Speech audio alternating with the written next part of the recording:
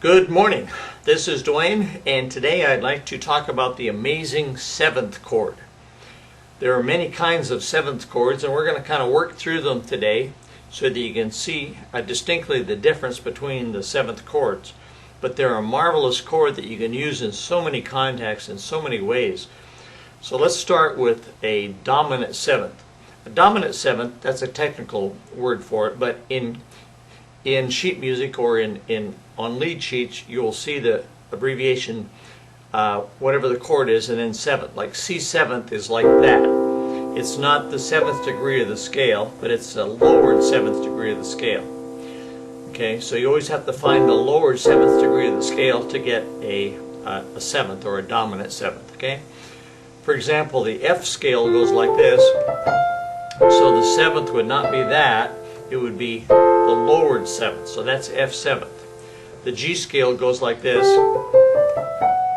That's the 7th degree of the scale, so you wouldn't play that, but you play the lower 7th, the lowered 7th, okay?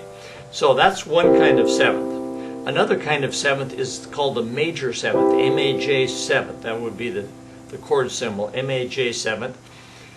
And the major doesn't refer to the chord's major in either case, whether you're playing a dominant 7th or a major 7th, but it refers to the interval between the root and the 7th degree of the scale. So you use the 7th degree of the scale on a major 7th, and that has a lovely, nice kind of sound. And then, of course, there's a minor 7th. A minor 7th is where you make a minor chord, but you also use the lowered 7th. Okay, a minor 7th. Kind of got to remember that. And there's also a minor chord with a major 7th. That's four kinds of 7ths that we've considered already.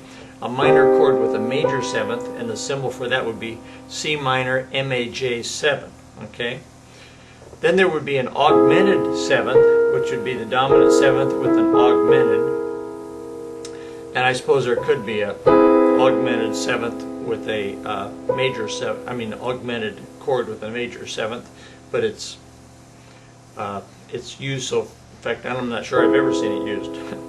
Okay, but it's possible. Okay, and then there's a diminished 7th. Now a diminished 7th is a little tricky. A diminished triad, as you know, is where you lower the 3rd and the 5th, but a diminished 7th is where you don't play the 7th, you don't play the lowered 7th, you play the double lowered 7th. In other words, B double flat. Okay, so that's called a C diminished 7th. Okay.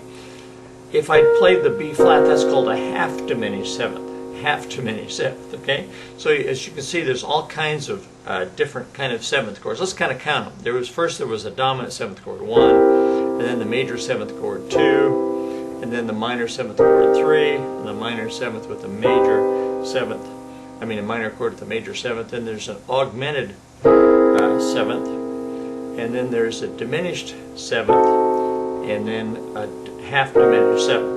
Okay, so I lost track. I think it was 7, but there's a whole bunch of 7th chords. So get a handle on those because you're going to use them in all your piano playing career. Okay, that's it for today. See you tomorrow with another brief video. Bye bye for now.